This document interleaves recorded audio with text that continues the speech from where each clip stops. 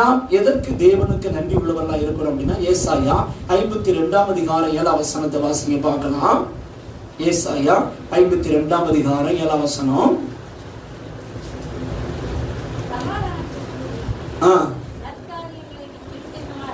சமாதானத்தை கூறி நற்காரியங்களை சுவிசேஷமா அறிவித்து ரட்சிப்பை பிரசித்தப்படுத்தி உன் தேவன் ராஜரீகம் பண்ணுகிறார் என்று சீயோனுக்கு சொல்லுகிற சுவிசேஷங்களுடைய பாதங்கள் மலைகளின் மேல் எவ்வளவு அழகா இருக்கிறது. இப்ப முதலாவது நமக்கு ஆண்டவர் செய்த நன்மைகளுக்காக நாம் நன்றி அறிதல் உள்ளவர்களா இருக்கணும். இரண்டாவது, ரட்சிப்பை நாம் பிரசித்தப்படுத்த வேண்டும். கர்த்தர் நமக்கு செய்த ரட்சிப்பை என்ன செய்யலாம், பார்க்கிறவங்களுக்கு சொல்லணும். ஏசு என்னை எப்படி ரட்சித்தார் தெரியுமா? நான் பாவத்தில் இருந்தேன், நான் வியாதியில் இருந்தேன், நான் நோயில் இருந்தேன், நான் கடன் பிரச்சனை இருந்தேன், இப்ப இயேசுவை தேடி நான் எப்படி இருக்கேன், நல்லா இருக்கிறேன் அப்படின்னு சொல்லும் போதுதான் இயேசுவோட நாம என்ன செய்ய தெரியுமா, மகிமைப்படும். அல்லேலூயா. தேவ பிள்ளையே, நீங்க தேவனுக்கு நன்றி சொன்னா மட்டும் போதாது, இயேசுவை பத்தி மற்றவங்களுக்கு என்ன செய்யணும், அறிவிக்கணும். வேதத்துல பாத்தீங்க அப்படின்னா 2 ராஜாக்கள்ல 1ஆம் அதிகாரம் 2 ராஜாக்கள் 7ஆம் அதிகாரத்துல 1ல இருந்து நீங்க 18 வரைக்கும் வீட்டுல போய் வாசிட்டு போங்க, நமக்கு நேரம் இல்லை. அதுல குஷ்டரோகிகளை பார்க்கணும். 4 குஷ்டரோகிகள்.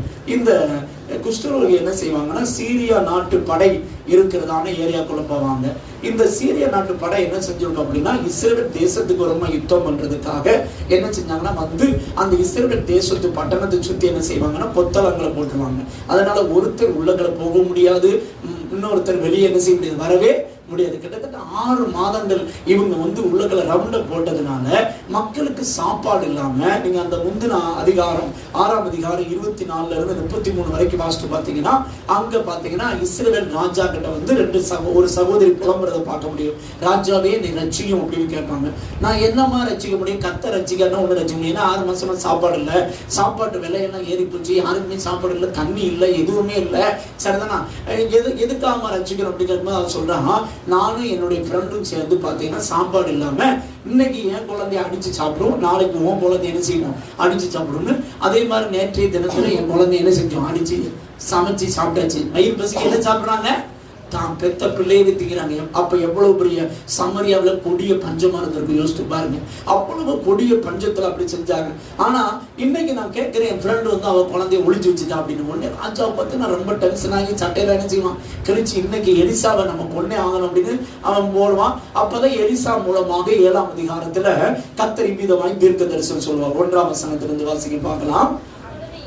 அப்பொழுது எலிசா, கர்த்தருடைய வார்த்தை கேளுங்கள், நாளை இன்றைய தினம் சமாரியாவின் வாசலிலே ஒரு மரக்கால் கோதுமை 1 சேக்கலுக்கும் 2 மரக்கால் வார்கோதுமை 1 சேக்கலுக்கும் விற்கப்படும் என்று கர்த்தர் சொல்லுகிறார் என்றான். அப்பொழுது ராஜாவுக்கு கைலாவில் கொடுக்கிற பிரதானி ஒருவன் தேவனுடைய மனுஷனுக்கு பிரதித்திரமாக, இதோ கர்த்தர் வானத்திலே மதுகளை உண்டாக்கினாலும் இப்படி நடக்குமா என்ன? அப்ப யோசித்து பாருங்க, இப்ப எந்த அளவுக்கு வறுமை இருந்திருக்கும் யோசித்து பாருங்க.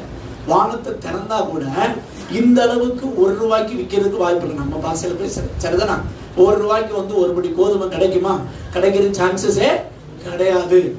தேவன் வானத்தை திறந்தா கூட நடக்காது பாஸ்டர் அப்படின்னு சொல்றாங்க. அந்த நிலைமை தான்.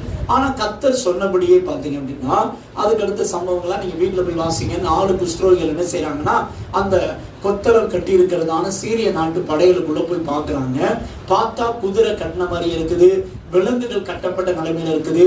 எல்லாரும் வஸ்திரங்கள், பொண்ணு, நகை எல்லாத்தையும் விட்டுட்டு ஓடி போயிட்டாங்க. இவங்க ஒவ்வொரு கூடாரத்துக்குள்ள போய் 4 குஷ்டரோகிகள் வந்து எங்க வர முடியாது, எருசலேமுக்குள்ள வர முடியாது. அதனால சீரிய படைக்குள்ள போறாங்க. போகும்போது நம்மளை உயிரோட வச்சு நமக்கு சாப்பாடு கொடுத்தா வாங்குவோம்பா, இல்லைன்னா செத்து போவோம் அப்படின்னு சொல்லிட்டு போறாங்க. நான் போய் பார்த்தா ஒருத்தன் கூட அங்க இல்லை. எல்லா சாப்பாடு இருக்குது, வச்ச பிரகாரம் இருக்குது. இவங்க சாப்பிட்டு ஒவ்வொரு கூடாரம், 2வது கூடாரம், 3வது கூடாரம் போறாங்க. போகும்போது அவங்க சொல்றாங்க பாருங்க, 9ஆம் வசனம் 10ஆம் வசனம்.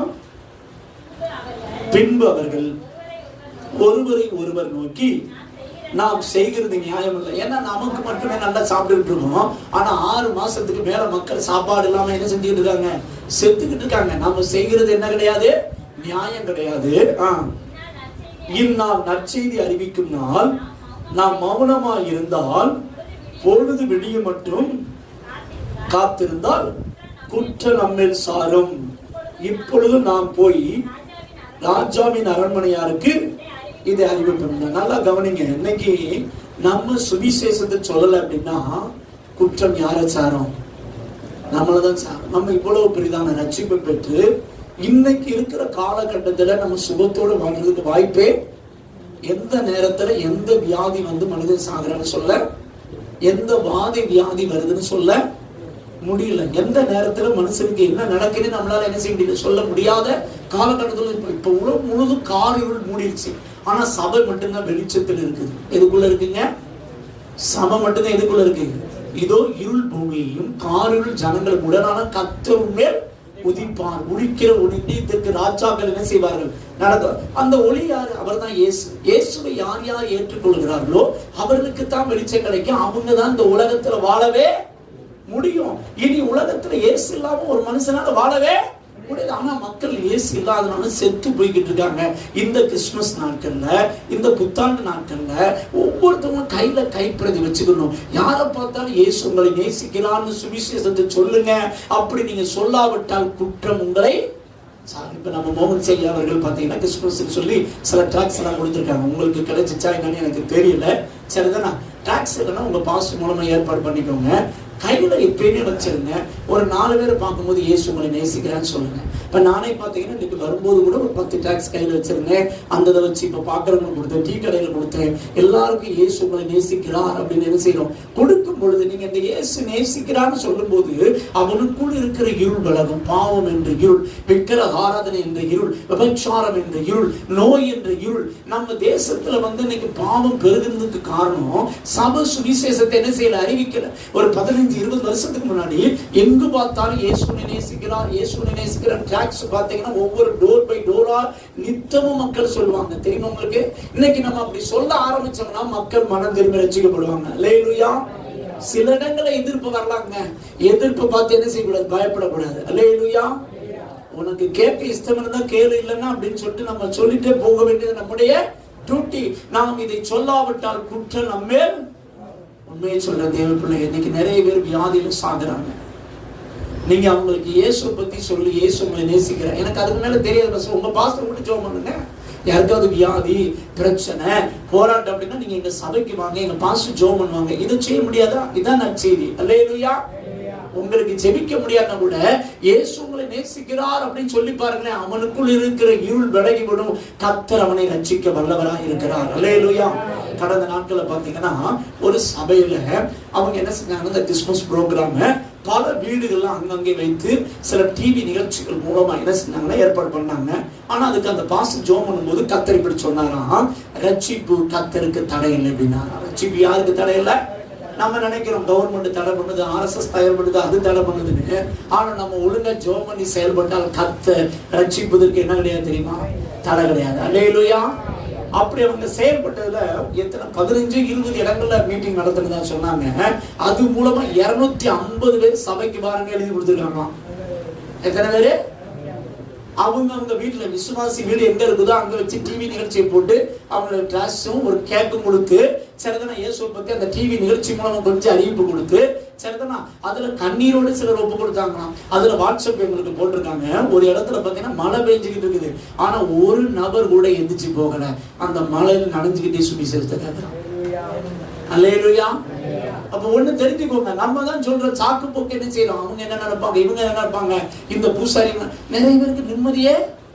அவன் எதுக்கு அந்த பூசாரி கோல வேலை போட்டுக்கான் தெரியும் உங்களுக்கு? எதுக்கு 40 நாள் விரதம் இருந்தா அங்க போறான் இங்க போறான்னா அவனுக்கு நிம்மதி. நீங்க இவங்களை சொன்னா அது பண்ணிடுவாங்க. அப்பெல்லாம் கிடையாது. இயேசு உங்களை நேசிக்கிற அவங்களுக்கு சொல்லுங்க, அவங்க கேட்பாங்க. அல்லேலூயா. நீங்க சொல்லும் போதுதான் பிசாசு உங்களை கண்டு நடுங்குவான். அல்லேலூயா. தேவ பிள்ளையே, இது நற்செய்தி அறிவிக்கிறனா நாம் மௌனமா இருந்தால் குற்றம் யார் மேல சுமரும்? யார் மேல சுமரும்? நம்ம தேவனுக்கு நன்றி அறிதல் உள்ளனா முதல்ல தேவனுக்கு நம்ம இருக்கிற நிலைமைக்கு நன்றி சொல்லணும். இரண்டாவது இயேசுவை பத்தி என்ன செய்யணும்? அறிவிக்கணுங்க. அதுதான் தேவனுடைய பார்வையில பிரியமானது. அல்லேலூயா. முதலாவது தேவனுக்கு நன்றி உள்ளவர்களா இருக்கணும். இரண்டாவது நம்முடைய குடும்பத்தாருக்கு நம்ம எப்படிப்பட்டவங்களா இருக்கணுங்க? நன்றி அறிதல் உள்ளவர்களா இருக்கணும். வாசிங்க பார்க்கலாம். 1 தீமோத்தேயு 5ஆம் அதிகாரம் 4ஆம் வசனம். 1 தீமோத்தேயு 5ஆம் அதிகாரம் 4ஆம் வசனம். விதவையானவளுக்கு பிள்ளைகளாவது பேரன் பேத்திகளாவது இருந்தால் இவர்கள் முதலாவது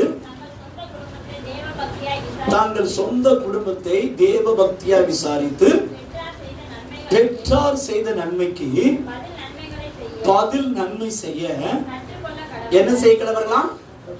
நல்லா கவனிக்கணும். இன்னைக்கு கடைசி காலத்துல பெற்றோருக்கு நிறைய பிள்ளைகள் வந்து கேர் பண்றதே கிடையாது. அவங்க என்ன செய்யறாங்கன்னா முதியோர் இல்லம் இல்லைன்னா அநாத ஆசிரமம் அப்படின்னு என்ன செஞ்சிருந்தாங்க? சேர்த்திருந்தாங்க. இது எவ்வளவு வேதனை தெரியுமா? ஆனா பிள்ளைகள் நல்லா கவனிங்க.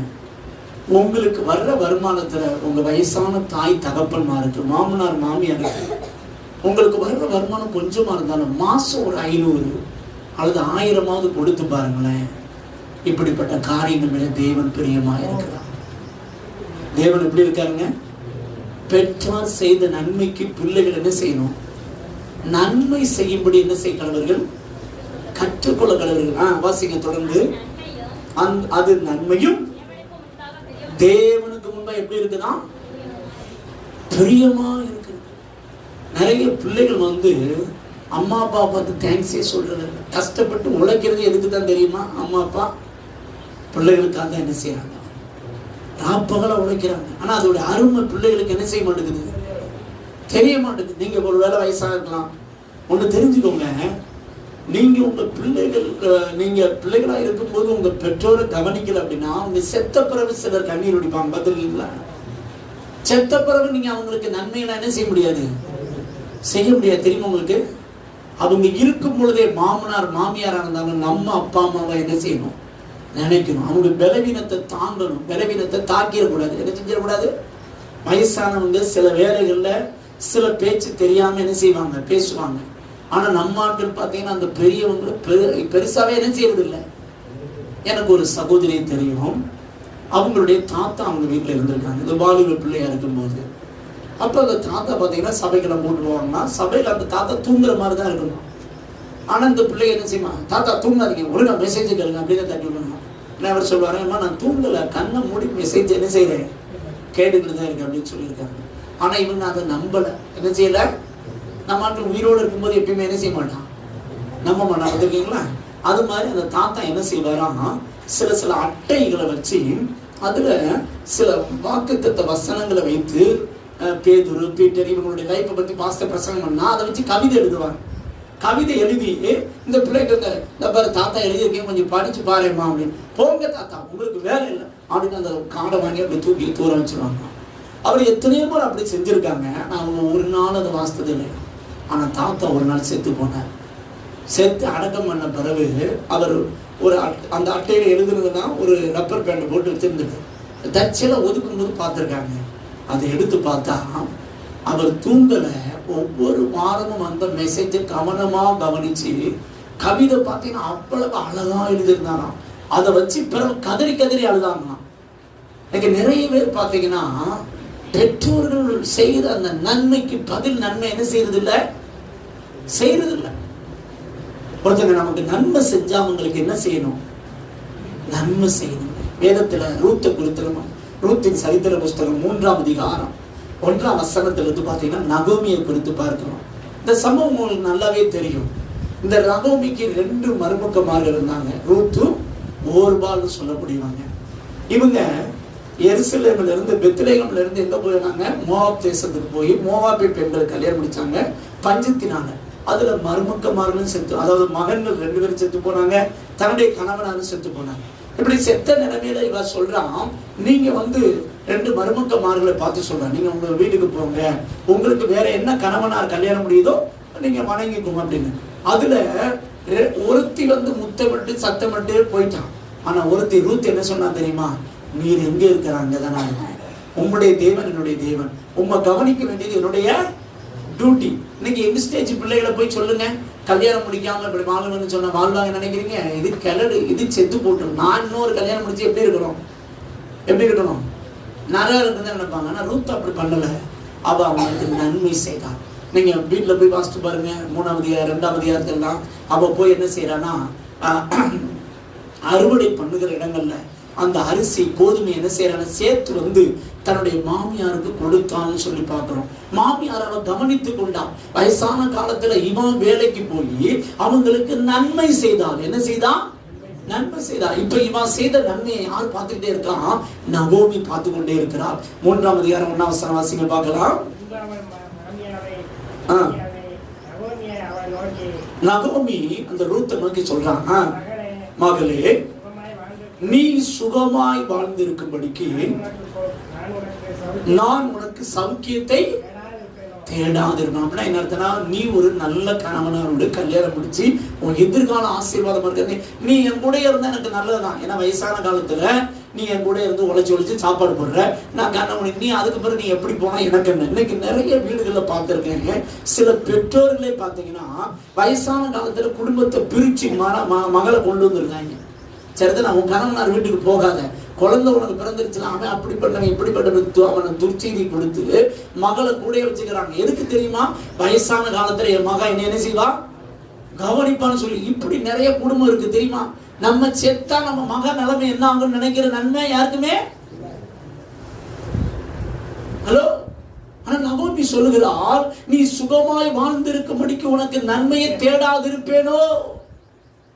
ஐயா, உங்களுக்கு நன்மை செய்தவங்களுக்கு என்ன செய்யணும்? ஒரு மருமக என் கூட இருந்தா எனக்கு நல்லது தானே. இவ கடைசி வரைக்கும் காலமிக்கு விடுவா, கையாமிக்கு விடுவா, எனக்கு சாப்பாடு ஊட்டிடுவா, நிம்மதியா நான் போலாம். அதுக்கடுத்து அவ எப்படி போனா? அப்படி அவல்ல. அவ என்ன செஞ்சா தெரியுமா? அவனுக்கு திருமணம் பண்ணுவதற்கு என்னென்ன ஆலோசனை பண்ணணும் எல்லாமே கொடுத்து போவாசை திருமணம் முடித்து வைத்தார். அல்லேலூயா. தேவ பிள்ளைகளே, பெற்றார் செய்த நன்மைக்கு பிள்ளைகள் நன்மை செய்யணும். பிள்ளைகள் செய்த நன்மைக்கு பெற்றோரும் என்ன செய்யணும்? நன்மை செய்யணும். மருமகள் செய்தா உங்களுக்குரிய நன்மை. நீங்க இப்படிப்பட்ட காரியங்களில் தேவன் எப்படிப்பட்டவரா இருக்கிறார்? பிரியமா இருக்கிறார். ஆனா இன்னைக்கு நிறைய பேர் சுயநலவாதிகளா இருக்கிறாங்க. நான் நல்லா இருந்தா போதும். யார் நல்லா இருந்தா போதும்? மற்ற நிலைமை எப்படி? நான் நிறைய குடும்பங்களை நீங்க பாக்குறேன். நிறைய பெற்றோர்கள் குடும்பம் பிரிஞ்சு போறது காரணமே பெற்றோர் தான். அந்த பிள்ளை கடைசி வரைக்கும் விதவையாவே உட்கார்ந்து இருக்கு. அந்த மகன் கடைசி வரைக்கும் நிறைய மகன்கள் பிரிச்சுட்டு வந்துருந்தாங்க. தாய் குலங்கள் அவளை பிரிச்சு விட்டுருக்காங்க. டைவர்ஸ் பண்ணி ரொம்ப தீவிரமா இருக்கிறாங்க. தேவ பிள்ளையே, நாம் நன்மை செய்ய கற்றுக்கொள்ள வேண்டும். என்ன செய்ய கற்றுக்கொள்ளணும்? இந்த காரியத்துல கர்த்தர் எப்படி இருக்கார் தெரியுமா? பிரியமா இருக்கிறார். இது வரைக்கும் நீங்க ஒருவேளை உங்களுக்கு நன்மை செய்தவங்களுக்கு நன்மை செய்யாம இருந்தா இன்னைக்கு ஆண்டவர்கிட்ட மன்னிப்பு கேட்டு, ஆண்டவரை நன்மை செய்யக்கூடிய கிருபை எனக்கு என்ன செய்யும் தாருன்னு கேளுங்க. ஆண்டவர் இப்படிப்பட்ட பலிகளில் எப்படி இருக்கார் தெரியுமா? பிரியமா இருக்கார். நகோமி அப்படி செஞ்சதுனால முதிர் வயதுல என்ன நடந்துச்சு தெரியுமா? அவளுக்கு ரூத்துக்கு ஒரு குழந்தை பிறந்துச்சு. அதை அவள் வளர்க்கிற ஒரு தாயாக என்ன செய்தால் தெரியுமா? மாறி போனான். அல்லேலூயா. எப்படி வாழ்றான்? நீங்க அந்த கடைசி அதிகாரத்துல 4ஆம் அதிகாரம் 14 இருந்து 17 வரைக்கும் வாசிங்க பார்க்கலாம். அப்பொழுது ஸ்திரீகள் நகோமியை பார்த்து, உன் சுதந்திரவாளி அற்று போகாதபடிக்கு உனக்கு தயவு செய்த கர்த்தருக்கு ஸ்தோத்திரம். அவன் பெயர் இஸ்ரவேலில் பிரபலமாக கடவுது. அவன் உன் ஆத்மாவுக்கு என்ன செய்வானா? பேரன் பிறக்கிறான். அவனை பார்த்துதான் சொல்றாங்க, உன் ஆத்மாவுக்கு ஆறுதல் செய்கிறவனும் முதிர் வயதுல உன்னை என்ன செய்கிறவனா? தேவ பிள்ளைகளை, முதிர் வயது உள்ளவங்களை பார்த்து அற்பமா என்ன செய்யாதீங்க, என்னாதீங்க. இன்னைக்கு நிறைய வாலிப பிள்ளைகளை பார்க்கிறேன். வயசானவங்கன்னா அவங்களை மதிக்கிறதே கிடையாது. நீ ஒரு நாள் வயசாயிருவ. எதிரி உனக்கு நீ என்ன விதைக்கிற அதை என்ன செய்வ? அதுல இன்னைக்குள்ள வாலிப பிள்ளைகளை பார்க்கிறேன். வயசானவங்களும் ஒரு பொருட்டாவே என்ன செய்யறது இல்லை. அது செத்தா சாகட்டும் அப்படிங்க. செத்தா எவ்வளவு நக்கல் தெரியுமா? இன்னைக்கு அவங்களுக்கு உனக்கு நாளைக்கு வராதுன்னு நினைக்கிறியா? வயசானவங்களை கவனிங்க. நீங்க என்ன விதைக்கிறீங்களோ அதை கர்த்தர் என்ன செய்வார்? காப்பார்.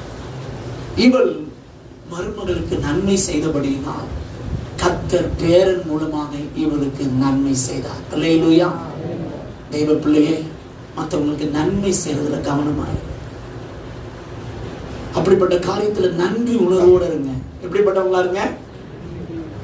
உங்க அப்பா அம்மா கஷ்டப்பட்டு உங்களை காலேஜ் படிக்க வைக்கிறாங்க. நிறைய பிள்ளைகள் அதை மதிக்கிறதே உனக்கு என்ன தெரியும் அப்படின்னு பேசுறாங்க. ஈஸியா பேசாதீங்க.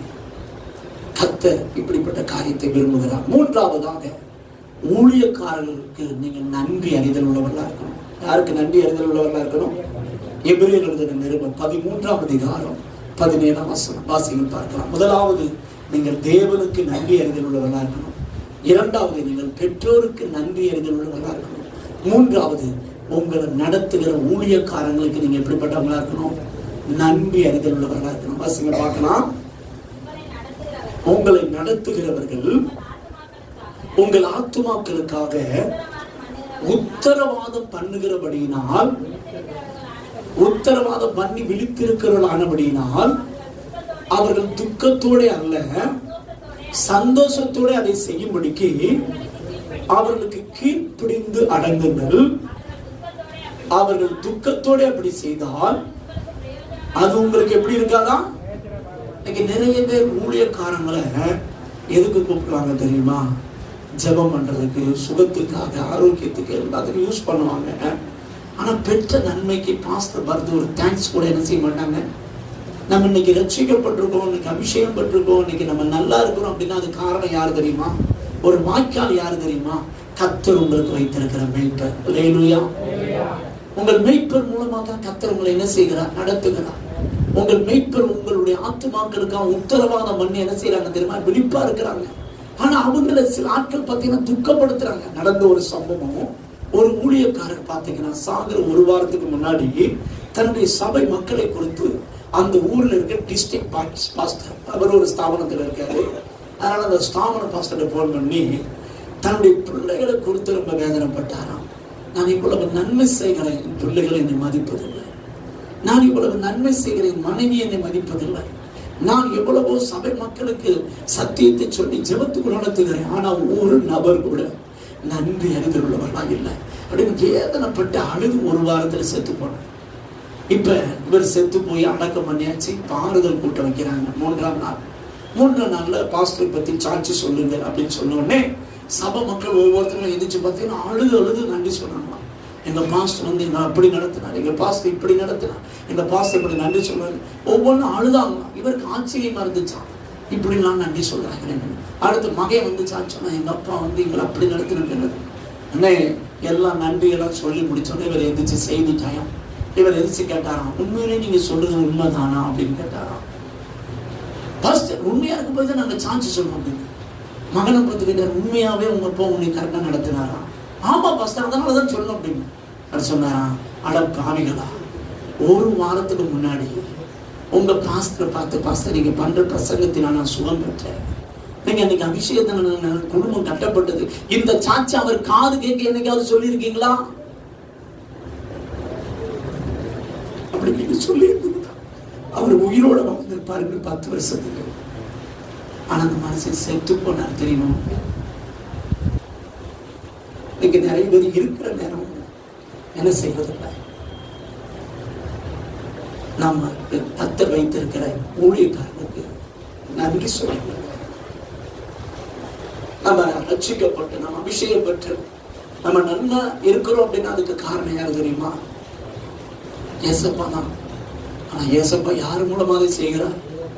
நமக்கு கொடுத்திருக்கிற மேய்ப்பன் மூலமா. நான் மேய்ப்பனை பார்த்து, பாஸ்டர் இன்னைக்கு நீங்க பண்ண பிரசங்கத்தின் மூலம் கர்த்தரோடு பேசினார், ஒரு தேங்க்ஸ் சொல்லி இருக்கிறோமா?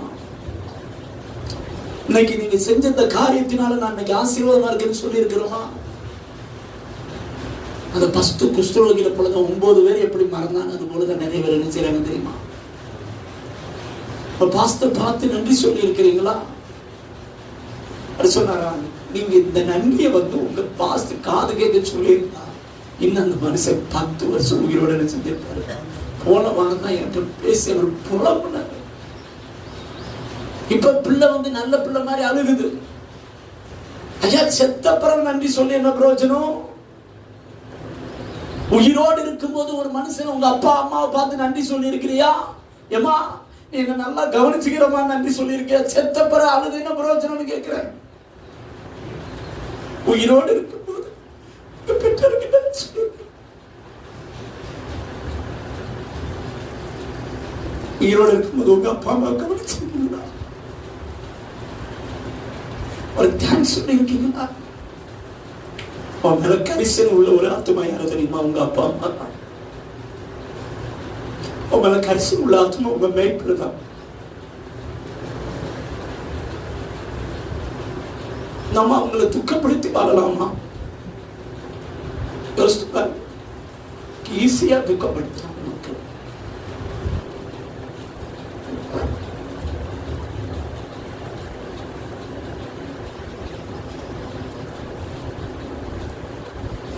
உயிரோடு இருக்கும் போதே நன்மை செய்ய பழகுங்கள். நன்றி அறிதல் உள்ளவர்களாக இருக்கணும். என்ன அறிதல் இருக்கணும்? நம்ம ஒருத்தங்க நமக்கு நன்மை செய்தார், நன்மை செய்ய பழகு. மாமனார் மாமியார் அற்பமா பேசாதீங்க.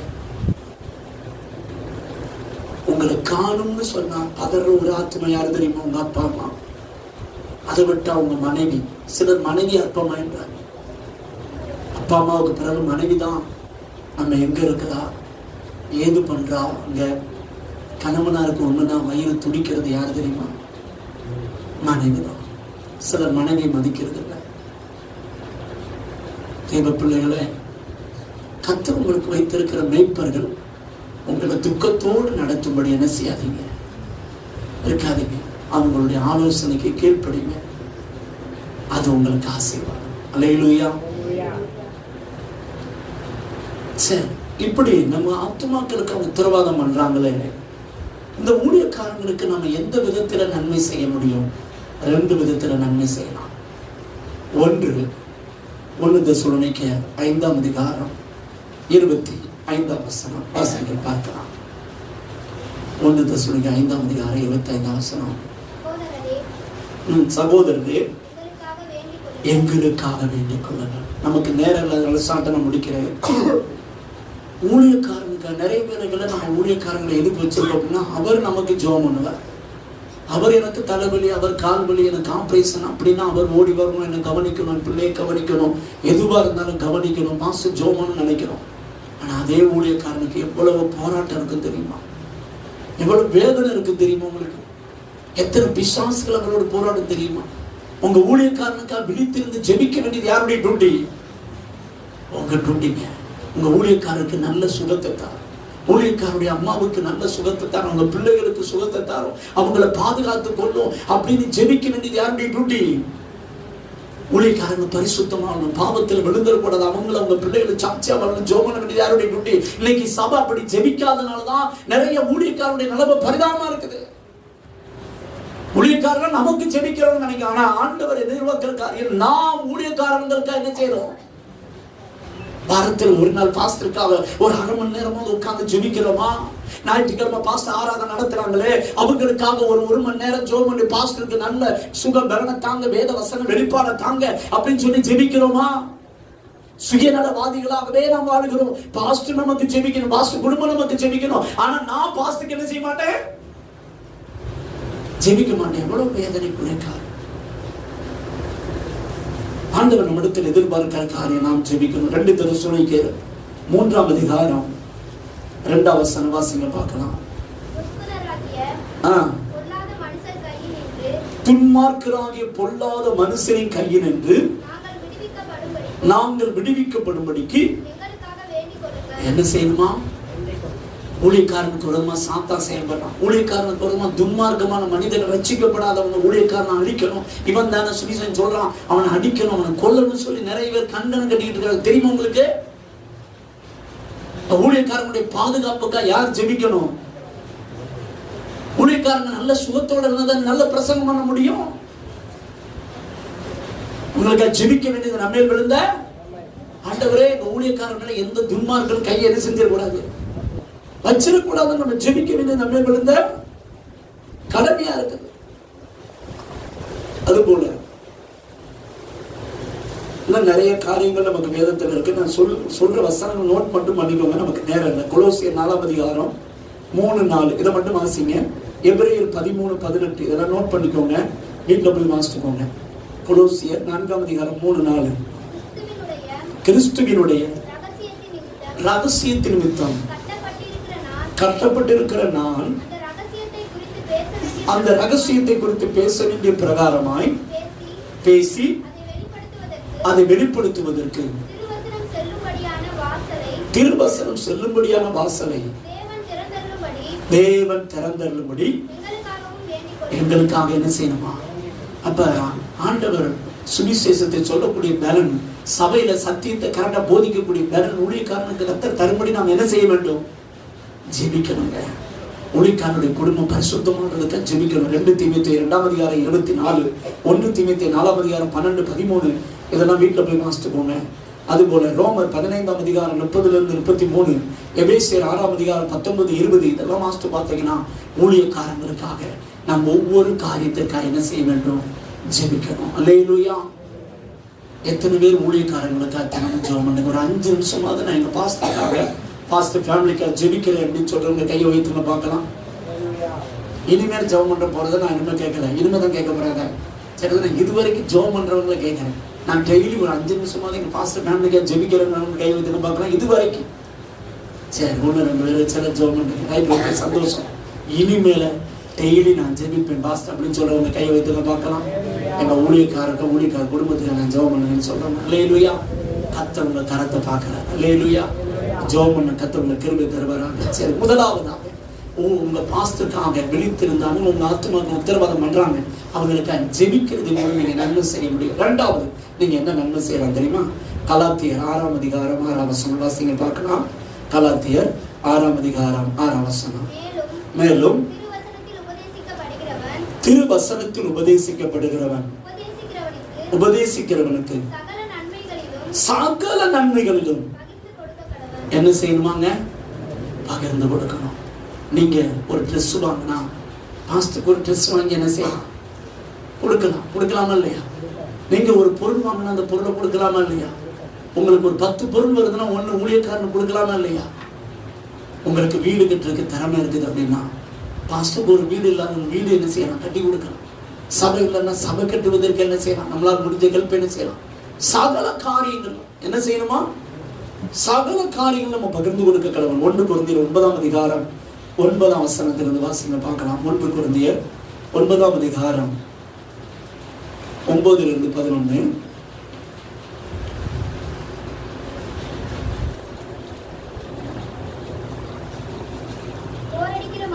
போரடிக்கிற மாட்டே வாய் கட்டாயாக என்று மோசேயின் பிரமாணத்தில் எழுதியிருக்கிறது. தேவன் மாடுகளுக்காகவே கவலையா இருக்கிறாரோ? இதை மாடை பத்தி சொல்லணும், ஊழியக்காரனை பத்தி சொல்லப்பட்டிருக்கு. என்னது? போரடிக்கிற மாட்டை கொண்டு பாஸ்து வந்து எவ்வளவு நேரம் வெளித்தெரிந்து ஜோம் பண்ணி கண்ணீரோட முழங்கால் நின்று போராட்டத்தை ஜெயிச்சு அதன் மத்தியில தான் வந்து கம்பீரமா நின்று என்ன செய்யணும்? பிரசங்கம் பண்ணணும். ஊழியக்காரன் இருக்கிறதுனால எனக்கு தான் தெரியும்.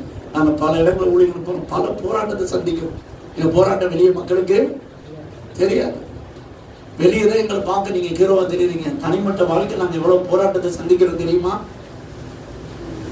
அதனால எங்களுக்காகவும் வேண்டிக் கொள்ளுங்கள் சகோதரர். பாஸ்டர் அசரியா பாஸ்டர் ஒருத்தர் அப்பப்பைக்கு வருவாரு, அவருக்காக கொஞ்சம் என்ன செய்வீங்க? ஜெபம் பண்ணிப்பாங்க. லேலுயா. ஜெபம் பண்ணுவீங்களா? ஆமா, உங்க ஜெபங்கள் எங்களை என்ன செய்யணும்? தாங்கும். லேலுயா. சாத்தானை ஜெயிக்க கிருபை தாங்கன்னு ஜெபம். ஒவ்வொரு ஊருக்கு போகும்போது ஒவ்வொரு ஊர் பலவான் போராடுவோம். இப்போ இன்னைக்கு இங்க வர்றதுக்கு முன்னாடி பார்த்தீங்கன்னா நேற்றெல்லாம் பார்த்தீங்கன்னா அவ்வளவு போராட்டம். இங்க மெசேஜ் வாங்குறதுக்கு நான் அவ்வளவு போராட்டத்தை சந்திச்சேன்.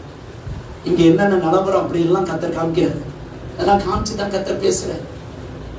சாதாரண காரியம் கிடையாது. ஊழியம்னா லாஸ்டே கிடையாது. உண்மையே சொல்றேன், உலக வேலை கூட ஈஸியா செஞ்சிடலாம். ஆனா ஊழியம் செய்யறது எவ்வளவு கஷ்டம் தெரியுமா உங்களுக்கு? அதுல ஊழியம் செஞ்சுட்டு மனைவி பிள்ளைகளை நடத்துறது எவ்வளவு கஷ்டம் தெரியுமா உங்களுக்கு? ஈஸியா சொல்லிடுவோம்.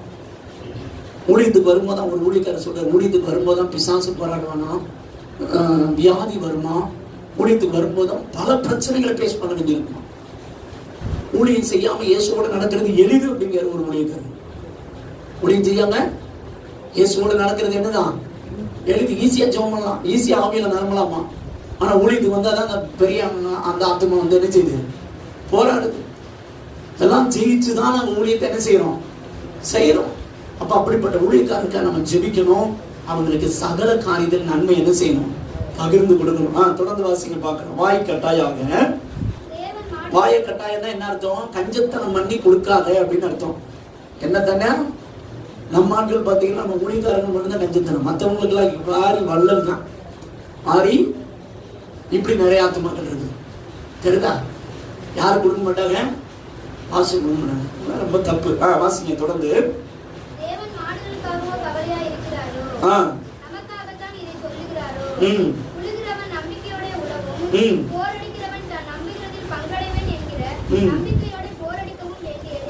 அப்ப பாருங்க, யாருக்காக தான் கத்தர் சொல்றாரு, ஊழியக்காரங்களுக்கு தான் கத்தர் சொல்றாரு. அல்லேலூயா தேவ பிள்ளைகளே.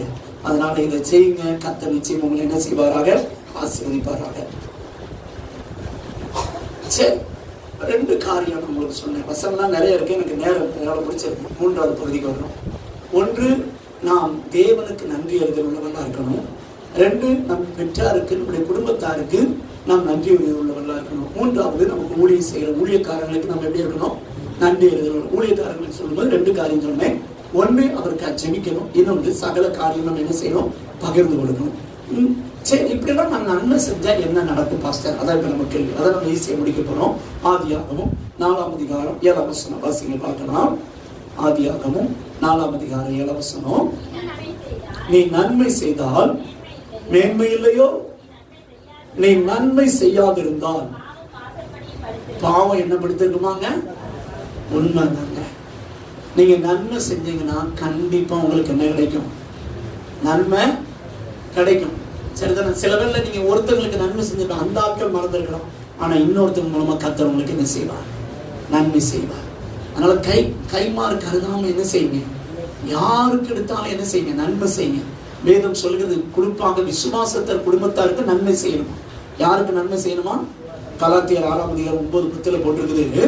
விசுவாச குடும்பத்தாருக்கு என்ன செய்யணுமா, நன்மை செய்யணும். விசுவாசம் நம்ம சபைக்கு வர்றவங்கள யாராவது கஷ்டப்படுறாங்க, படிக்க வைக்க முடியாம இருக்காங்க அப்படின்னா உங்களுக்கு தெரியுது, உங்களுக்கு நன்மை செய்யக்கூடிய திறமை இருக்குது, பணம் கொடுக்க முடியும், இல்லைன்னா உழைப்பு கொடுக்க முடியும், இல்லைன்னா உங்களால் ஏதோ ஒரு நன்மை செய்ய முடியும் அப்படின்னா நீங்க அவங்களுக்கு அந்த நன்மை என்ன செய்யணும், இல்லையா. இவங்களுக்கு நான் பெரிய லெவல்ல ரெக்கமெண்ட் பண்ண முடியும் பாஸ்டர் அப்படின்னா நீங்க ரெக்கமெண்ட் என்ன செய்யலாம், பண்ணலாம்.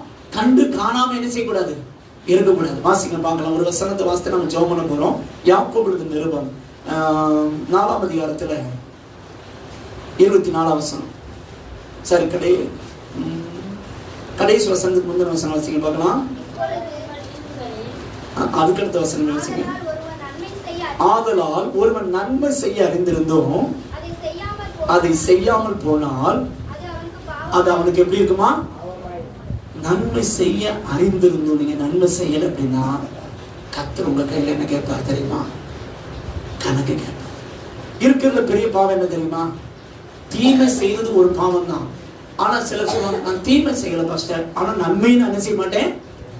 நன்மை செய்யாம இருந்தாலும் அது என்னதுதான், பாவம் தான். ஒருத்தர் உங்ககிட்ட கடன் கேட்கறாங்க, ஐயா ஒரு 5000 ரூபாய் கைமாத்து கொடுங்க, நான் சீக்கிரம் தந்துருக்கேன் அப்படின்னு. நம்ம ஆட்கள் பார்த்தீங்கன்னா வச்சுக்கிட்டே என்ன சொல்லுவாங்க, இல்லைம்மா பார்த்துருக்கீங்களா, நான் இப்போதான் நானே அவர்கிட்ட போய் கடன் வாங்கிட்டு வந்திருக்கிறேன், இல்லை நானே அவர்கிட்ட தான் கேட்க போனேன். நம்ம ஆட்கள் பார்த்தீங்கன்னா பேங்க்ல 10 லட்சம் கொண்டு வச்சிருப்பான். ஒரு 5000 ரூபாய் கொடுக்கறதுக்கு மனசு என்ன செய்யாது. அதுலயும் குறிப்பா கூட பிறந்தவங்களுக்கு கொடுக்க மனசே வராது. வேற யாருக்குள்ளாச்சும் நம்ம ஆட்கள் கொடுத்துருவோம், ஆனா யாரும் கொடுக்க மாட்டாங்க. கூட பிறந்த தம்பிக்கு, கூட பிறந்த அண்ணனுக்கு, கூட பிறந்த அக்கா ஃபேமிலிக்கு என்ன செய்ய மாட்டாங்க, 5 விசா கொடுக்க மாட்டாங்க. பார்த்துருக்கீங்களா? நான் நிறைய பார்த்துருக்கேன். எங்க வீட்டு சைடே பார்த்துருக்கேன். சரிதானே, எங்க வீட்டு சைடே நிறைய பார்த்துருக்கேன். இருக்கிற ஆட்கள் பல லட்சத்தோடு தான் இருக்கிறான், ஆனா நம்மளை என்ன செய்ய மாட்டாங்க, கண்டுகிடையே. சரி, எல்லாத்துக்கும் சோத்திரம், எல்லா வீட்டுக்க சோத்திரம். சரி, நீங்க அப்படி இருக்க முடியாது. நீங்க நன்மை செய்யாம இருந்தா அது என்ன தெரியுமா, பாவம். இன்னைக்கு ஆண்டவர்களை பார்த்து சொல்லுகிறான், நீ இதுவரைக்கும் நன்மை செய்யாம இருந்தேன்னா முதல்ல மன்னிப்பு கேளு. உனக்கு வர்ற ஆசீர்வாதத்துக்கு தடைக்கு காரணமே நீ நன்மை செய்ய அறிந்திருந்து நீ என்ன செய்யல, செய்யாதனால வரக்கூடிய நஷ்டம் இப்போ வாழ்க்கையில் இது வரைக்கும் வந்திருக்குது. ஆனா இன்னைக்கு அதுக்கு மன்னிப்பு கேட்டு மனம் திரும்பி நான் இந்த நன்மை செய்வேன்னு ஒரு தீர்மானம் எடுத்து செஞ்சு பாரு, நீ இழந்து போன எல்லாம் ஆசீர்வாதத்தை பெறுவ. உன் சந்ததி ஆசீர்வாதமா இருக்கும். கர்த்தர் உன்னை உயர்த்துறது பார்ப்பீங்க. எல்லாரும் எழுந்து நிற்போமா, எல்லாரும் எழுந்து நிற்போம். நாம் ஜெபிக்க போகிறோம். ஹல்லேலூயா.